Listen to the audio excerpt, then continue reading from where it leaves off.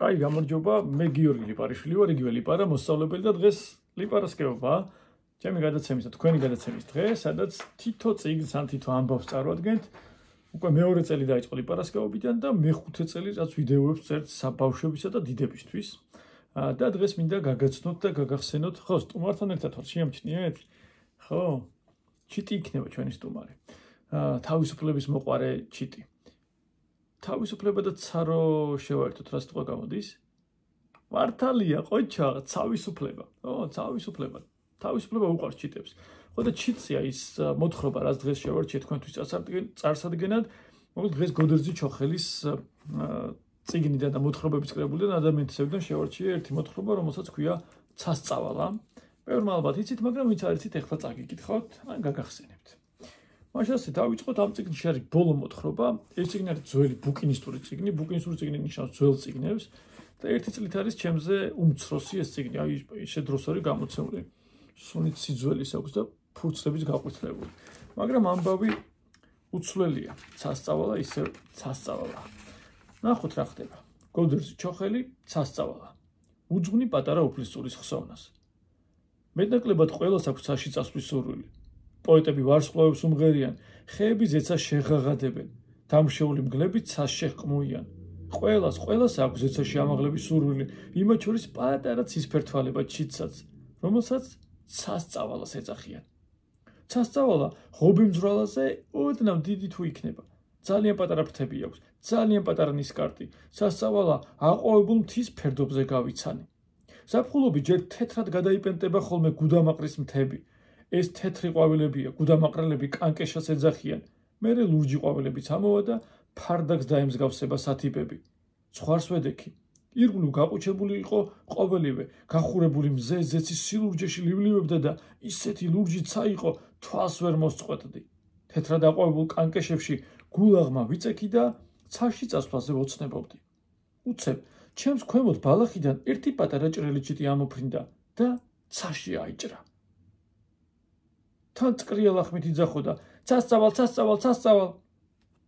სიჩუმეში ისე დაირხა მისი ხმა, ყველა მას შესცქეროდა. გუთნის ჩიტები, ბოლო ცეცხლები, ჩხიკვები, კლდის ქიმზე შემომჯდარი ორბებიც კი და ყვავილებიც კი შეიშმუშნენ.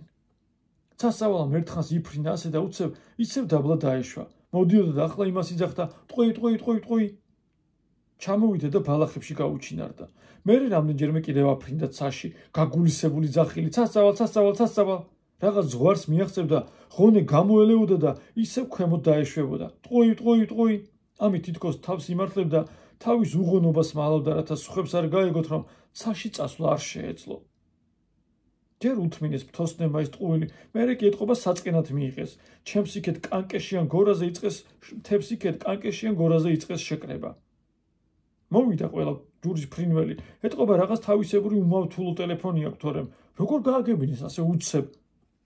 ერთი მეორეს მოდიოდნენ და მოდიოდნენ, ათასნაირად ჩაცმულები, გორზე ტევა აღარ იყო, როცა ყველანი შეიკრიბდნენ, რაღაც ითათბირეს და გაისუსდნენ. ბალახებიდან ისევ ამოფრინდა ცასწავალა და ცაში აიჭრა. ცასწავალ. ყვიროდა ის. მერე მიაღწია რაღაც ზღვარს და ქვემოთ დაეშვა. ტყვი. ისიც იყო. ბალახებში უნდა ჩამალულიყო, რომ გორზე შეკრებილ ფრინველებს ორი მიმინო გამოეყო. ეცნენ ცასწავალასა და გაკოჭეს. აღარაც არის დამალვა. მიმინოებმა ცასწავალა გორზე შეკრებილ ფთოსნებს მიგვარეს. იმათ ამოირჩიეს მოსამართლე და დაიწყო სასამართლო. მე ჩუმად ახლოს მივიწიე, რომ კარგად დამენახა რა მოხდებოდა. მოსამართლე პავმა თავისი ადგილი დაიკავა და დაიწყო. მოკალაგე ცასწავალა, თქვენ ბრალად გედებათ აქ შეკრებილი საზოგადოების მოტყუება. მითხარით, ვინ აკავთ ცაში? არავინ, თქვა სევდიანად ცასწავალა. ამოხდა ყავს. როგორ თუ არავინ, მაშ ვისთან მიდიოდი? ისე, ცაში მინდოდა წასვლა. ვისთან? ვინ დაგპატიჟათ? რა მიზეზით? არავის დაუპატიჟები ვარ, მაგრამ აქ გამორიცხულია. მოკალაგე ცასწავალა, თქვენ შეურაცხყოფას აყენებთ აქ დამსრე საზოგადოებას. განა შეიძლება ამდენი ტყუილი. მეტი საქმე არ აქვს, რომ მთელი დღე გვატყუებთ ცასწავალო და მერე ურცხვადი მეორებ ტყვიო. ვინ არის შენი მოსატყუებელი? უფროსების ამაინც აღარ გრცხვენია? სახლში ვინ ეკყავს? არავინ. ავალი ხარ? დიახ. თქვა საბრალოდ სასწავლამ და თავი მუხლებში ჩამალა. საზოგადოების მოტყუებისათვის სასწავლას მიესაჯოს ერთი დღეღამი თავისუფლებით აღკვეთა, კანკეშის ღეროზე მიბმით. გამოიტანა მოსამართლემ განაჩენი. შემდეგ გაგრიხეს გრძელი მარცლებით სასწავალა ფრთებითა და ფეხებით კანკეშის ღეროზე მიაბეს და საკრებულო ნება-ნება დაიშალა.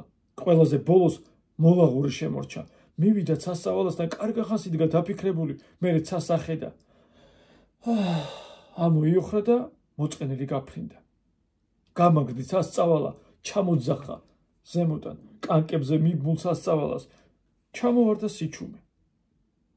საწყალმა სასწავალამ ამაოცა და მარცლების გაწყვეტა. მე ჯერ დავაპირე ამეშვა, მაგრამ მერე ვიფიქრე, ვაი თუ თოსნებმა მათი განაჩენის დარღვევა შეურაცხყოფად მიიღო და სასწავალას რამე დაუშავონ მეთქი. ისევ გავლა ვამჯობინე, გაცლა ვამჯობინე. ცხვარი ქვემოთ გავრეკე, დავტოვე სასწავალა მარტოკა, მისისა და ზეცის ამარა მთელი ღამე არ მეძინა. მეშინოდა მელიას არ მიეგნო დაბული სასწავალასთვის. დილით ადრე გავირეკე მთისკენ ცხვარი და იმ ადგილას რომ მივედი, ჯერ ვერ დავინახე სასწავალა, მერე კინაღამ ზედ შევდექი. ფოთლები ეფარა ზედ და ეძინა. ეტყობა მოლაღურმა დააფარა რომ მელიას ვერ დაენახა, მართლაც რამდენიმე წუთში საიდანღაც მოფრინდა მოლაღური და ფოთლები მომალა რომ ფთოსნებს არ ენახათ. შუადღემდე დაბმული იყო სასწავალა.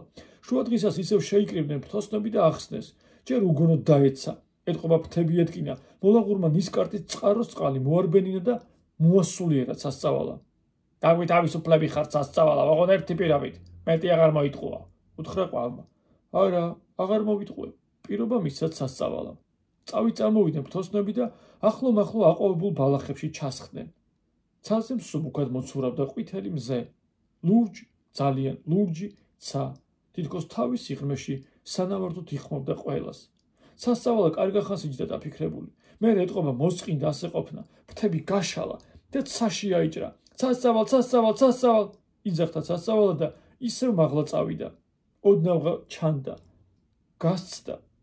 იმ ზღვარს ადამდიდაც ადრე მიდიოდა, ხოლმე უკანასკნელ ძალღონეს იკრებდა და ერთი სურვილით შეპყრობილი მიწაზე დარჩენილ ფთოსნებს ჩამოსძახოდა. სასწავალ! ყველანი მას შეყურებდნენ. ის წერტილებით ჩანდა. უკანასკნელი ამოსუნთქვისთვის დღა იყო ღონე და გული გაუსკდა.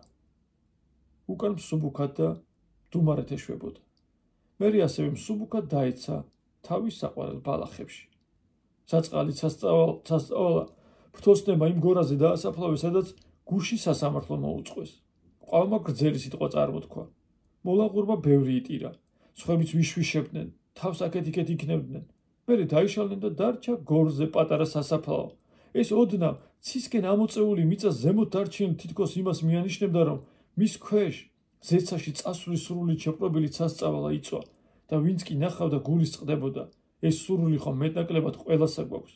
ზოგი ვამჟღავნებთ, ზოგი გულში ვიმარხავთ სამუდამოდ. ასე დამთავრდა გოდერძ ჩოხელის მოთხრობა სასწავალა და სასწავალაც ცაში წავიდა. დიდი მადლობა, მე შემდეგ ლიპარასკევობამდე გემშვიდობებით. იმედია თქვენს გიყვართ თავისუფლება და ცა. დიდხანს და ბედნიერად ყოფნას გისურვებთ. თავისუფლება რეჟიმის ტყვეებს, თავისუფლება საქართველოს. მე და სასწავალა გემშვიდობებით. ნახვამდის.